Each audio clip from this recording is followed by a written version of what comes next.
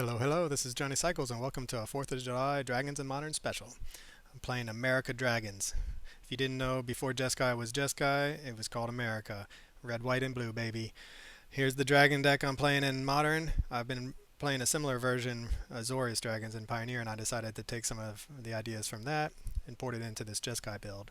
So what are we looking to do? We are looking to draw some cards, wreck our opponent's game plan early, and then slam some dragons and swing in for the win. So how do we do that? Drawing cards, rolling Dragonstorm in conjunction with our 3-drop dragons, Dragon Turtle Baby, Clarion Conqueror. Play this on turn 2, play a 3-drop dragon on turn 3, bounce it to our hand, run it back, draw a bunch of cards. In total, we're playing 7, 8, 15 dragons to return this to our hand. So as long as we really want to see this in our opening hand, we just draw through our deck, turn through our deck, find what we need. Slowing our opponent down, High Noon. Modern is such an efficient format. We are a very much mid-range deck that can also play at instant speed. So we are perfectly happy to slow the game down on turn 2. One spell a turn. Let's make our land drops, manage the board state with locking down whatever creature you have, shutting down your activated abilities, blowing up lands, killing creatures, and attacking with haste. March of Otherworldly Light, instant speed, counterspell, lightning bolt, all that. So we are more than happy to just slow. That's what we want. Rolling Dragonstorm, High Noon in our opening 7, slow our opponent down until we can make our land drops into the big dragons. That's our primary game plan. Temporary lockdown. A deck like this needs a way to catch back up in the main. Again, Modern is full of hyper efficient low to the ground decks, and this kind of wrecks them all. I've in the past played Brotherhood's End because I'm not in white, and that's great, but it also hits our 3 damage, hits our Clarion Conqueror, and it doesn't universally wipe the board. It's either artifacts or creatures. This will take care of almost all the problematic creatures and artifacts out of affinity and out of energy, things like that.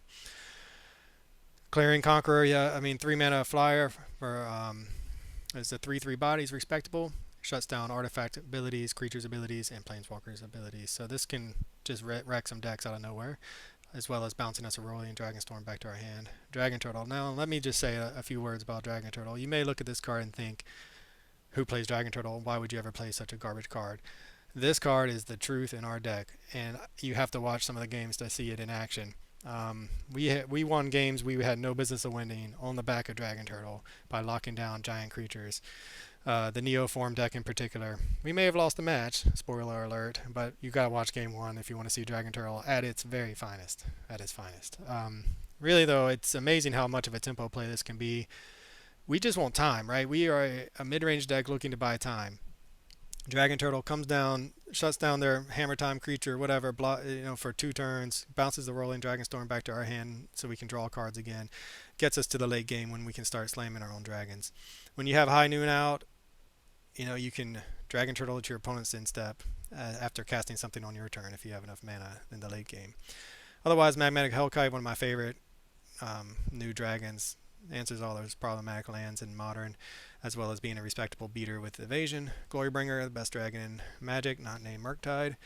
And March of Otherworldly Light to give us instant speed removal for problematic permanents as well. So we're kind of like a sort of taxes, control-y shell with a powerful late game finishing.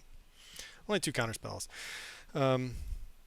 Sideboard, I mean, this is a work in progress per usual. Knockout Blow you may find a little bit odd. I ported it over from Pioneer. 4 damage is kind of a lot. It does answer a lot of the red decks. Gives us some life gain in the main. I'm sure there's better options, even just Path Exile perhaps, but nevertheless, I'm putting in here mostly for the life gain. Rest in Peace for graveyard strategies. Spell Pierce to answer problematic decks, combos. Force Negation, same. Brotherhood's End, more hate on artifacts, or go wide strategies. Wear Tear to answer, again, artifacts, but also some of those enchantment decks that are running around. 25 lands, I mean, we want to make our land drops, right? To get to our Glorybringer. We don't have any ramps. So, alright, so this is my 4th of July special for my U.S. audience. It's our nation's birth today, when this gets published. So, hope you enjoy it.